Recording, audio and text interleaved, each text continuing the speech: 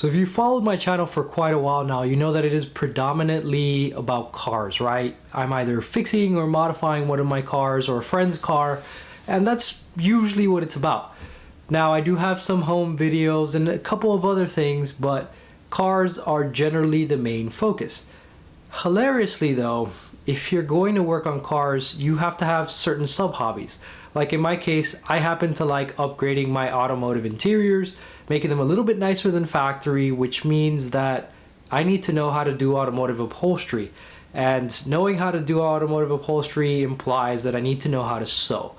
Because of that reason, I purchased a sewing machine, and a heavy duty one that can go through leather. Now, it's a very interesting thing to me that even though the primary focus of my channel is automotive content, some of the videos that get the most interaction and the most comment are actually the videos about sewing. So there's obviously quite a few people out there that want to learn about this, who are interested in the subject, and I think it's neat. I love sewing. I learned to do it at a fairly young age. My mom taught me how to do it. I forget what it was I was trying to do. I think I had some action figures or something, and I wanted to make them into ninjas and samurai or something. So then my mom showed me how to use the machine, and I sewed a bunch of ninja outfits and samurai outfits or something to that effect. I think it was probably samurai stuff. I made little tiny swords out of metal and then little outfits, something to that degree. So it was just some zany idea I had as a little kid, and my mom kind of supported it. And my mom knows how to sew, so she taught me how to do it. So as a result of that, over the years, right, I would look at my cars and like, I would think, man, I want some kind of upgrade here. I want this to be leather. I want this to be Alcantara. And so it only made sense that I started sewing. Now I made a video kind of like resetting my mom's old Kenmore machine and using it to sew leather, which I initially made some parts with, but I wasn't happy with the performance of that machine on leather. So I ended up buying a Singer Heavy Duty, and I did a video of unboxing and setting that up a few years ago. Now that video got a lot of interaction, and unfortunately one of the drawbacks of that video is as I was setting things up, my hands were in the way a lot. I didn't have a good camera angle, so you couldn't really see the details of what I was doing. Obviously over the years, since I bought this thing, my setup for sewing has improved considerably, as has, you know, my skills and also my filming, right? I've got a better camera setup than what I had at the time. So today, and in particular because one of my viewers, Lynette Liddell, she left a lovely comment. She was quite happy with the video, has the same machine, and would love for me to do the same video, just making it more visible, right? Not having my hands in the way. So I just randomly decided, you know what? She left such a lovely comment. Why not go ahead and redo this video? And obviously others have asked for something similar in the past. So I said, you know what? I'm going to go ahead and do that. So that is exactly what we're going to do today. So stay tuned and check it out. So here's my current setup. I now have the sewing table from Amazon that everybody has, that it closes and then the top folds over and it becomes a much smaller unit. And there is my Singer HD3680 Heavy Duty, right? So this setup has paid for itself a few times over at this point. I've upholstered quite a few steering wheels at this point with leather, basically reupholstered, and even taken some that never had leather to begin with and upholstered them and sold them forward. I think the cheapest one I've ever sold was $380, and most of them in the 400 range. So this machine was about 200 something. The table, I don't remember, it was a gift I got for my birthday. Either way, it's even the sale of one steering wheel has paid for the entire setup and then some. So I'm happy to have this going. So I'm going to go ahead and kind of break it down. Obviously my machine is already set up, so I'll take it apart first and show you guys that, and then I'll set it up bit by bit so you guys can see every single step that goes into getting the machine going. So let's go ahead and take the cover off. That is step one. You will notice that, right, I do already have some thread down here, and I have my thread installed up top. So for the first part, I'm going to go ahead and remove this white retainer, remove the string, and pull it out. Easiest. There we go. Take this out and pull it. Okay. that thing's out. And obviously the important part will be focusing on setting it up, so if you don't see too many details as I'm taking it apart, that's okay. Let me remove the foot here, which I'll include as part of the setup. Much better, the foot was in the way. I'll take this little spool out. Alright. And I'll take the needle out even. So we can try this from the very start. Now when you first open up the box for your machine, you will notice that there's this power cord. Now it's got two strands on it. One part goes to, a plug that you can plug into the outlet, and the other one goes to the foot pedal. Now it's just got one plug here on the end where it goes to the machine. So step one is to plug this into the wall, set up your foot pedal where you want it, and then plug this into the back of the machine.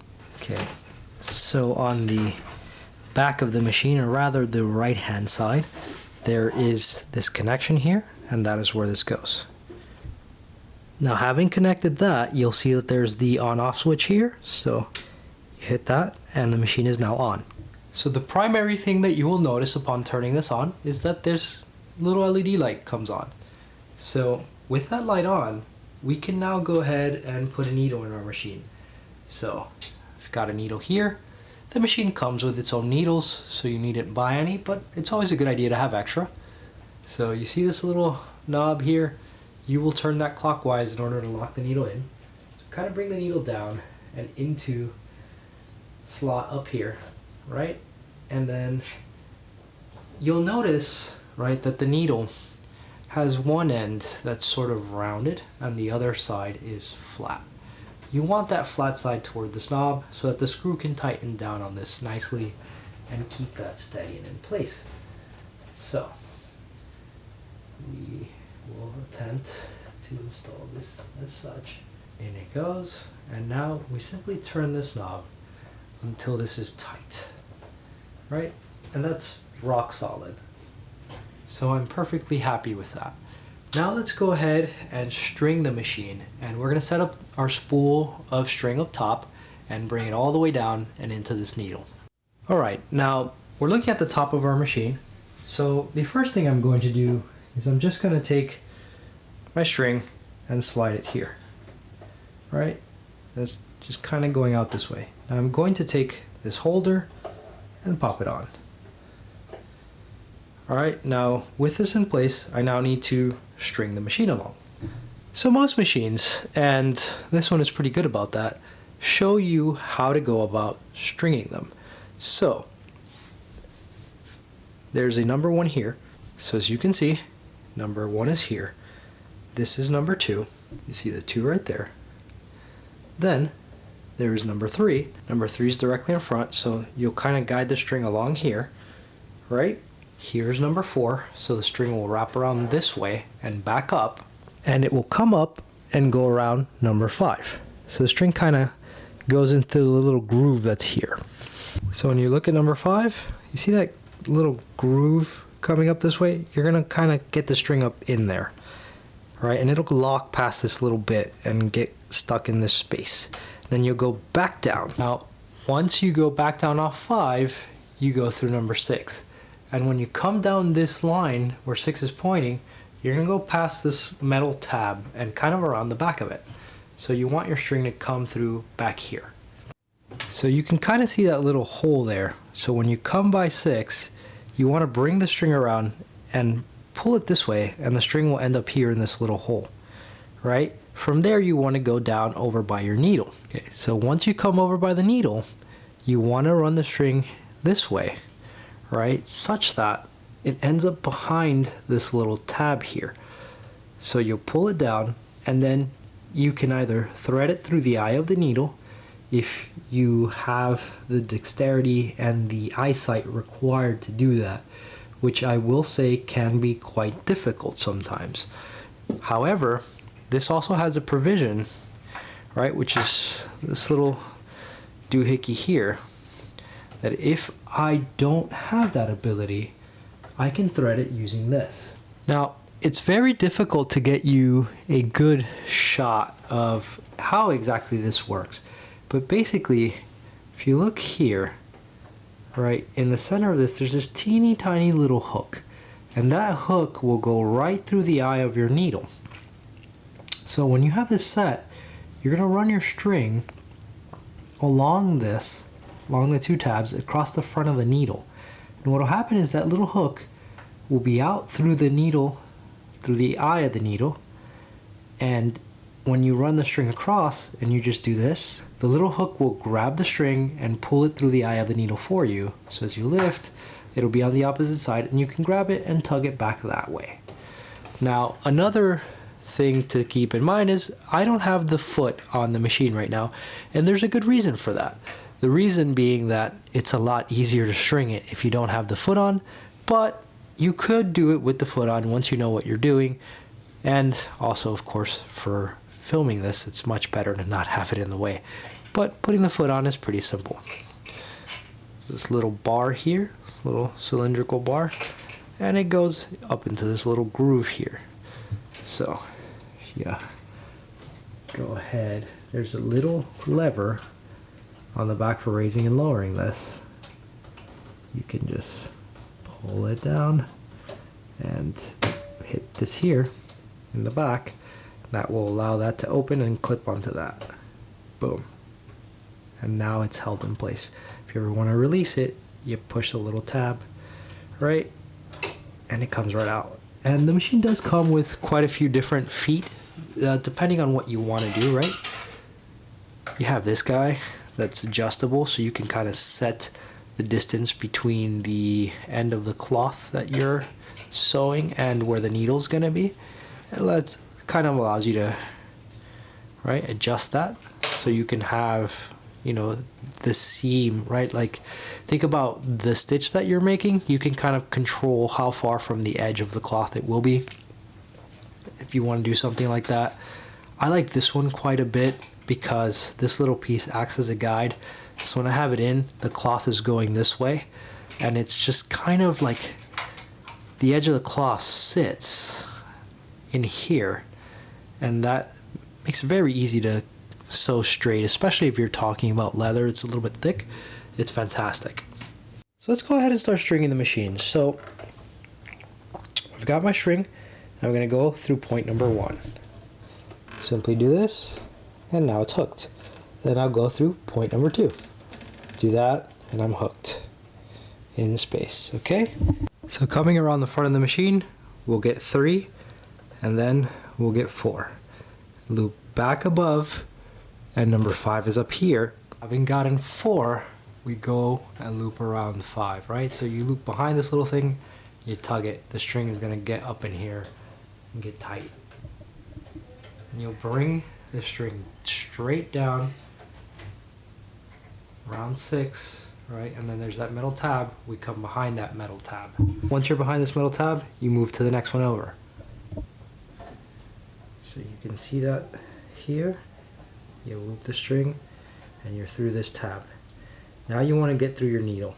So you can use the threading tool, or you can choose to just thread it through the eye of the needle, which is what I tend to do.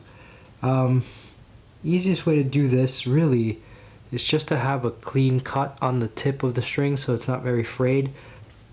So let's cut this. Alright, nice and clean now. There's the eye of the needle. Get the string through, grab it and pull it. Alright, and we just tug it this way. Now, I did that from quite a distance because I've got the camera and the tripod in the way. It should be a little easier for you, obviously, because you'll be sitting right up to it. But if you can't see it, then you use this little guy. Now, really quickly, normally you want the string to kind of ride through the groove of your foot. So kind of do this, bring this down, there. And I'll show you the back of this so you understand what it is that I'm touching in order to raise and lower the foot. So in order to attach or detach a foot, you push on this little lever and that will loosen it, right? Then obviously in order to fully release it, you have to lift up on this tab. which is gonna raise or lower your foot. See it clearly, here's the tab, all right, that raises and lowers. It's right here. All right, so if I do this and then I hit this, the foot falls off. Let's say for a second that you're unable to thread the needle yourself, so you wanna use this attachment. Well, here's how you do that. I'm gonna pull my string out for a second, like as if I could not get it in. Now, when you bring this down, that little hook that's right in the center of this thing has to go through the eye of the needle. Now here it's not going through, so I have to raise my needle up, and there you go, it went through, all right? It goes right through the eye. So now what I'm going to do is I'm going to take my string, I'm going to loop it around here and here. So I loop the string over, right, and it's through the hook on this end, through the hook that went through the eye of the needle, and through the hook on this end. So when I do this, right, I tug this out. Now it is tugging the string through the eye of the needle. You could take something, either your hand or something thin, and tug on the back of this. So let's say I take my thread cutting tool, loop it into the back here, right, and just tug the string. And now I have the string through the needle, and once more I want to put it through the foot, and there you go. Now you've installed it using this tool. Now at this point you're almost done setting up. You just have to install the little roll of thread that goes in here. So we're going to go ahead and pull this black tab, right? Do that, it pops out. Then there's a little image, right, that shows you how the string is supposed to wind. So it's showing you that you want to insert this with the string going counterclockwise. So in other words, we want to be like this. So we pop this guy in, now it's in, and there's these little metal tabs that you want to get the string around. Right, it's very difficult to do while filming. But basically, I loop around here, and then I loop around the next one over. Having done that, I should be able to sort of reinstall this lid. And I'm going to run my needle in. Right. And what will happen is, you'll see that my other thread will wrap around the yellow thread. Right, I want to keep tension on the back here, and that allows me to tug the yellow thread out of here. So again, with a scissors or thread tool, you just want to kind of go like this. Alright, so you can get it out, and you get that string out through there, and you kind of run both of them out the back, and now you are ready to sew. Right, this is not perfect the way the string is here. I would rather it kind of loop around, but you can sew like this. You can be really finicky here and get it perfect so it doesn't do that, and that's a little bit better. I'll try to do that and then just show you guys what that looks like. Alright, that's much better there. So what I did was, and I have to block your line of sight with my fingers to do it, but I kind of stuck my nail here and pushed the string and then tugged it in the back here, and that got this laid out more the way that it should look. So now we just put our lid back in and pop this on. And now this machine, as is ready to sew. So having set this up, we'll take this scrap piece of automotive leather, drop it down. I like to kind of start the first one just rolling this in by hand, right, just to set it in place. And then I'll hit the pedal.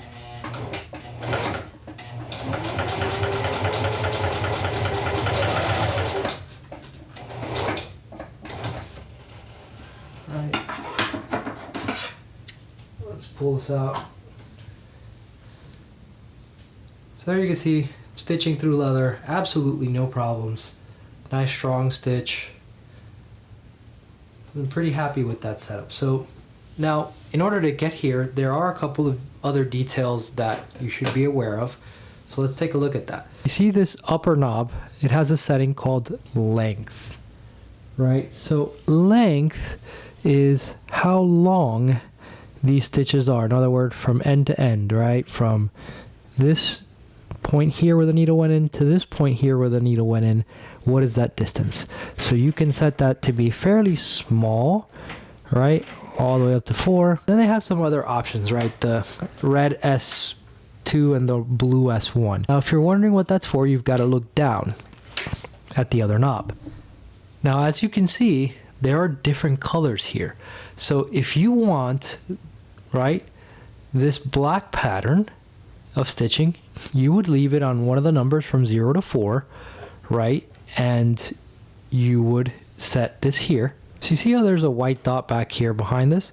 You want to align this up to the white dot. And let's say I want the single row stitch, which is what I just did.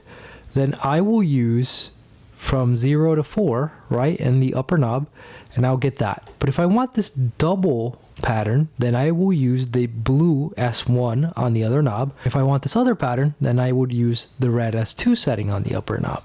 Similarly, if I come over here, now this is a zigzag stitch, and it has basically the same exact logic, right? 0 to 4 gives me the pattern I see in black, S1 gives me the pattern I see in blue, and S2 gives me the pattern I see in red. Now, obviously, because this is zigzagging, the needle isn't just moving up and down, it's also moving side to side in order to create that. So there's another setting that you have to be aware of if you want to be able to adjust this to your preferences, and that's on the very top of the machine. That is this knob that says width, right? So you can have it set to 0 if you're doing a straight stitch, but if you want it to move side to side, you can choose various settings to determine how wide the side to side movement will be, and that will determine how wide your zigzag style stitch will be. So looking at this knob, there are several different types of stitching that you can do with this machine, right? They're all kind of like automated patterns that it can execute.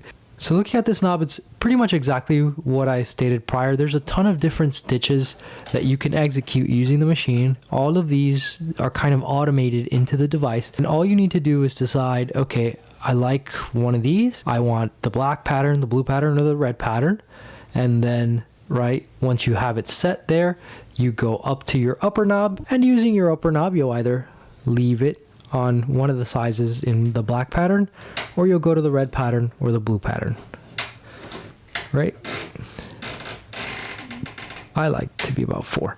And that's basically how you do the different stitches that the machine can do. Another thing to keep in mind is this here, right, spins when you're stepping on the pedal, but you can also manually spin it in order to move the needle up and down, in order to make certain adjustments, or if you want to start a certain stitch manually and drop a bunch of stitches in there manually, slowly, and then start stepping on the pedal and feeding it in a little bit faster as you get more comfortable. Especially with things like leather that are tough, it's nice to start certain stitches that way. Now, obviously, in order for you to get to that step and be able to sew with your machine, you need to have this little bobbin full of thread. So how do you go about doing that? Well, you could roll it up by hand, but obviously the machine has a provision for you to do it. So you can see there's a little picture of a bobbin here, and the string is going through it, right through the little hole that's on the bobbin. So you're gonna put string through that and mount it here, and then you'll move this over. And when you do that, that engages the spinning for the bobbin. So you can step on the pedal, and this will spin and reel up a bunch of threads. So let's say I want to thread this. Well, first I'll take the string. You'll notice this little picture here. You want to follow that little picture, right? So string goes around and back that way. All right, you loop it. Then you go ahead and you put your string through the bobbin. So here we have our bobbin. We're going to put the string through the opening here, and you want to pull it a ways, right? And you pop this guy down and slide this over. Once you've locked in a position there, you can step on the pedal and you'll see what happens. Obviously, you want to keep some tension here as you do this. I'm kind of standing behind a tripod and at a distance, but if you do this, right, and step on it, you'll get a nicer wrap than leaving it loose. And obviously this looks a little crazy because I had a little bit excess string sticking out. You can just cut this with the scissors, but there you go. You have a nice little rat bobbin there. So I always cut off this little bit and then have my bobbin, pop this out, and this is ready to put into the machine and use for sewing. Always keep in mind that when this bobbin reel is engaged, this is what will spin when you step on the pedal. The needle will not cycle. So once you've done this and you want to return to sewing, you need to make sure that this is back in its original position. So that's about all there is to it.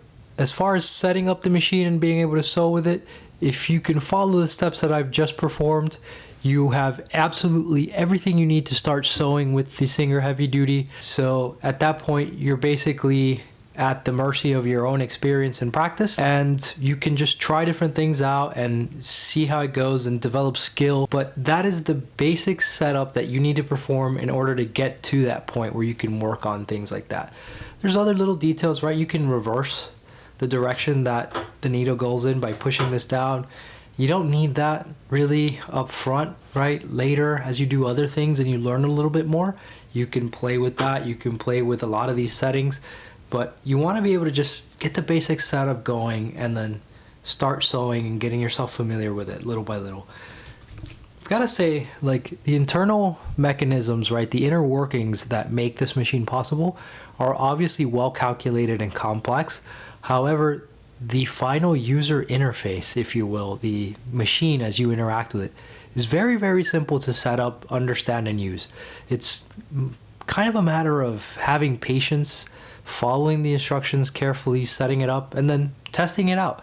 And as you go along testing different things, you quickly get to a level where you are very competent at using the machine, and it just sort of becomes second nature. I mean, I've not used the machine in a while. I'm going to start doing a lot more sewing projects in the upcoming months. And even then, I haven't forgotten the details, right, of how to use this.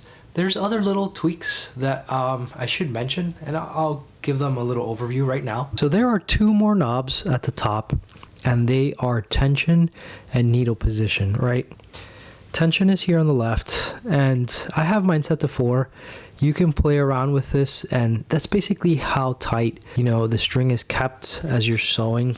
That needs to vary depending on what you're doing, and it's something that I don't yet have a very good feel for. I just like to have a decent amount of tension on there because it makes it easy for everything to stay put and sew the way that I want it to. Needle position is much simpler, right? So this allows you to shift the needle left and right, basically, and the reason you would use this actually has to do with the foot that you're using, because it positions the needle inside the foot in a different placement, and I'll show you what that looks like. So if we look at our needle here and I hit that knob, you see that it shifts where the needle is in space. It goes left or right, and that really is just to determine where my needle is going to sit as I'm initiating my stitches. So if I wanted it a little bit more offset, let's say I use this as the edge, but I want my needle further from this edge, well, I can do that. I can shift my needle that way, or I can shift my needle over to the right, or leave it centered as standard. I tend to leave it centered, but depending on what you're doing, you can shift that around, and it's a pretty useful feature to have.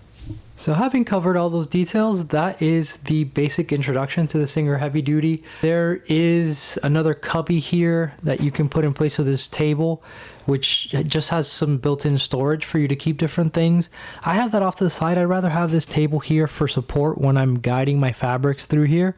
So I personally like it, but if you'd like to sew without it, you also have that option, right? There's quite a bit of modularity built into the system based upon what you're comfortable with or what you are attempting, which is very nice. It has some very good features. I'm overall quite happy with this machine. It's been a couple of years now, and it's performed quite well for my needs. So that's basically the overall sort of picture of how to use this machine. I hope you guys have enjoyed this video. I do hope that it is quite an improvement over the previous one where my hands were in the way and such. I hope that this gives you guys a solid sort of foundation and how to set this thing up and get going, gives you the confidence to start and try it out. It should be fairly straightforward. If you guys have any questions though, feel free to leave that in the comment section. I'm always happy to help out whenever possible. If you've enjoyed the video and you would like to see more things like this, I will be doing a lot more projects with the machine coming up in the next few months. So feel free to like, subscribe, hit the notification bell so that you are notified when another one is posted. Again, if you have any comments or any questions, feel free to leave that in the comment section. As always, thank you guys for watching. And just a small shout out to Lynette, who made the comment that inspired me to get this video done. Thank you, Lynette.